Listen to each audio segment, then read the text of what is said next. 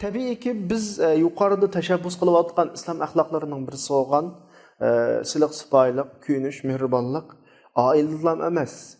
Mushu ta'lim, tarbiya sohasidimi shu? Ta'lim, tarbiya sohasidimi shu?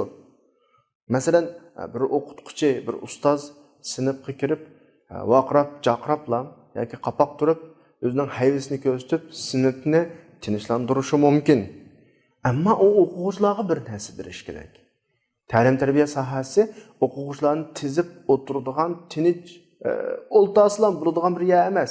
Kelgusi avlodlarni yetildiradigan bir jarayon. Bularga bir narsa berish kerak.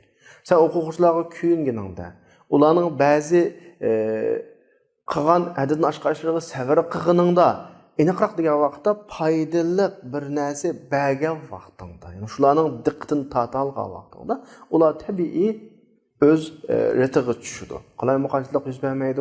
Sen ularni o'zingning vaqirash, chaqirash yoki hayvon bilan jim o'ltirg'izish emas, ularni qanoat qildirish, ularni mushu darsdan foyda olganligini, bir narsa elayotganligini, manfaatli bir narsa elayotganligini his qildirish orqali tartib solsang bo'ladi.